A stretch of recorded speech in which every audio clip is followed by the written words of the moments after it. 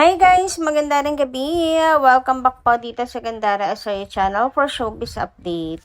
Andito na naman nga po akong muli nagbabalik. Ang nagmamaganda ninyong kachismosang Kim Pao, wala na nga pong iba, ang lokaret na si Gandara SRU upang magatid sa inyo ng latest update and fresh happenings patungkol kina Kim Chiu and Paolo Avellino.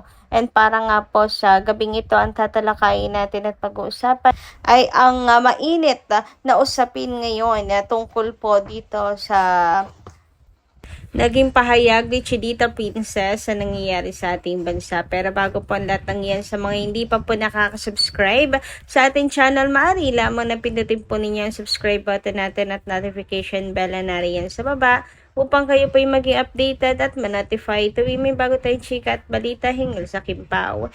Basta mga balita po na may kinalaman kina Kim Chiu and Paolo Avellino, sagot na po natin yan. And darito na nga, pag-usapan natin ang tungkol nga po dito sa ikinababahala ng mga seniors ngayon kay Chinita Princess sapagkat pinupunteriya na naman nga po si Kim ng mga DDS, mga kakimpaw, dahil nga sa kanyang matapang na pahayag tungkol sa kaguluhan sa Senado. Tungkol sa kaguluhan ng hindi lang po ng Senado, ng buong Pilipinas, mga kakimpaw, kasi apektado talaga tayo dito. Sabi dito, sorry Kim, I know lahat tayo may rights to speak up, pero Kim Chiu, kapag iba na yung usapan, huwag nang sumali. Mababash ka na naman. Focus na lang Kimi sa karir mo dahil mainit sa politics. OMG. So, sabi ni Kim Pao fan page dito. Na pati siguro dahil, po ito, dala ng pag-aalala kay Kim. Pero parang, wala naman tayong karapatan na patahimikan si Kimi. Dahil nga, mayroon po siyang karapatan na magsalita, mga kakimpaw. And ay salute nga kay Kim sa kanya pong katapangan na sa kabila ng tatanggapin niya na batikos, nanindigan po siya. Dahil mahal niya ang atin pong bansa, mga kakimpaw. So yung pag-aalala, hindi po talaga yan mawawala, mga kakipi, lalo na mga seniors, nababahala po talaga sila. Kaya naman, pagdadasal na lang talaga ang maaari po nating gawin na hindi po pababayaan ng Panginoon si Kim. Dahil wala naman siyang ginawang masama, di ba? Hindi krimen ang ginawa niya. Nagsalita lamang po siya ng kanyang opinyon. At nang hikayat, para naman po sa ating lahat yon, di ba? Nang hikayat siya na bumoto po tayo ng tama. Bakit? May masama ba doon, mga kakimpaw? Wala naman, kasi para sa ating lahat yon at para po sa ating bansa. Sabi nga dito, Kim Chiu may continue to be attacked by DDS shit, but no one can stop her from using her platform to speak up for what she believes is right. I always knew I was supporting the right queen. Before you come at me, remember that she is one of the top taxpayers in the Philippines and contributes so much to the country. Ikaw, anong ambag mo? You can throw all the hate you want, but you cannot silence a woman who stands for truth and uses her voice with courage. Tumpak na tumpak, mga kakimpaw. And saka hindi po tayo dito magkakalaban. Tayo po dito lahat ay magkakakampi. Kapwa Pilipino, mga kakimpaw. Dapat tayo ay nagkakampihan. Ngunit subalit dahil sa iba't ibang paniniwala, tayo po mismo ang naglalaban-laban. Kaya hindi po nagiging maayos ang ating bansa, mga kakimpaw. Hindi tayo nagkakaisa.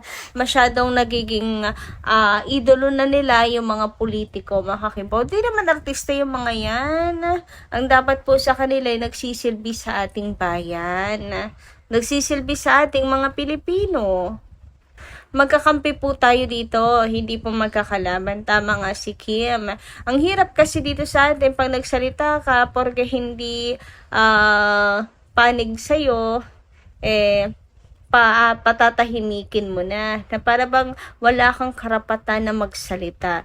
Sa lahat, 'di ba, ng mga nagsalita against kay Kim, si Kim yung mas may karapatan dahil nga siya po ay isa sa top taxpayers dito sa Pilipinas. Ang sakit po sa bulsa ang magbayad ng tax na hindi naman po makatarungan na dahil sa laki, mga kakimpaw. Kumbaga parang sa atin na po inaano yung kanilang obligasyon, dami nilang programa, hindi naman nila kayang panindigan, mga kakimpaw. So, sa atin po inaasa. Tapos, patatahimikin nyo na lang, ganon. Lahat tayo dito biktima. Ang kailangan natin magtulong-tulong para mas mapabuti ang ating bansa. Tigilan ang pag-idolize sa mga politiko. Walang maidudulot yan ng mabuti dahil sa pag-idolize natin, nagiging bulag po tayo. At paulit-ulit lang na iniluluklok yung mga dati nang naluklok, tapos walang nangyayaring pagbabago. Anyway, dahil masyadong magulo nga po ang politika, ang mga seniors natin nababahala na kay Kim, kaya yung iba pinapalayo muna kay Paula Avellino si Kim hanggat mainit pa, mga kakimpaw. Grabe kasi talagang inaatake ngayon si Chinita Princess, kaya dapat daw ilayo muna ni Pao si Kim para hindi po mapahamak. Alam niyo naman, ang mga taong mga galit, hindi po natin alam kung ano ang mga kakayahang gawin, mga kakimpaw. And marami nagsasabi na dapat lang at tama lang na ilayo muna ni Paula Avellino si Kimi.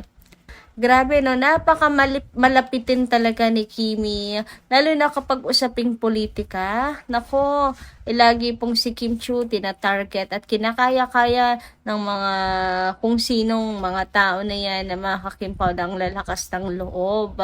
Pero yung totoo naman, mga nagtatago lang din naman sa likod ng mga trolls account. At hindi kayang ipaglaban ng Pilipinas. Anyway, sabi naman dito ayan ang ating mga commentors, syempre wala si Kim, saka wala naman si Lakam dyan. Sino naman ang tatao dyan? Kaya sarado. Tungkol po sa bahay ito na tila binanta na raw. Sabi naman ni Miss Norma Dayag, assumptions lang nila yan kasi may nag-vlogs na may bago na silang bahay sa Forest Park in PA. Sinamahan nga ng mami ni Paulo si Kim na bumili ng gamit nila. This vlog by Peanuts Vlogger. So maybe, ayan, ipinagbili na or it can be used by her eldest brother, William, together with her nieces. So just wait and see if this is legit. Time heals that Lakam and Kimi will reconcile. Gandara, pera nahahanap, pero kadugo mo ay hindi ka na makakahanap ng palit. Halugugin mo man ang buong mundo. God bless KP. So with their followers, bloggers, friends, family, seniors, and Aki. God keep safe always in all their ganaps. Grabe, isa rin po yan sa inaantay ko po na maging kaganapan sa buhay ni Kimi. Ang muling makita na kasama po niya sa Tilakam, ang magkaayos po sila. Pero syempre, panahon po ang iintayin natin, mga kakimpaw, kasi hindi naman po ganun agad makihil ang sugat na naging dulot. Sabi naman ni Ma'am Leon Talian, Baron asked G several times kung sino ang minahal niya. Always Kim Chiu ang answer ni G. Until now, he is still waiting, still hoping. That is Kim, open but once betrayed, no more chance. At yun ang maganda kay Kim kasi nga, yung paniniwala niya, binigay niya lahat, pero nagawa pa rin siya lokohin at saktan. So bakit niya babalikan pa? Kasi kung mahal siya talaga, hindi siya iiwan, hindi po siya sasaktan, mga kakimpaw. Lalo pat ginawa naman niya yung lahat, 'di ba? So paano na lang kung babalikan niya, mga kakipi? Ganun lang din magiging senaryo. Buti ba sana kung naging pabaya siya, 'di ba? Hindi naman. Samantala, sabi naman po ni Miss Annalyn Hiccup, good afternoon, Gandara. Pansinin nyo ang pagkasama. Pag magkasama sila, laging pahinga ang social media nila. Siguro ang gusto ni Pao, quality time, yung pure at pahinga at pure na pasyalan. Iyon ang kailangan nila dahil sigurado pagbalik nila sa Pinas, sabak sa trabaho si Kim at alam ni Paolo kung gaano ka-stressful si Kimi. Kaya gusto lang niya siguro maging payapang isip mo muna ni Kim. Kaya no update, magpakasaya lang sila doon. Dito lang kami waiting na mga tunay at naniniwala. Sila na forever. Kinikilig ako, Gandara. Kim Pao forever.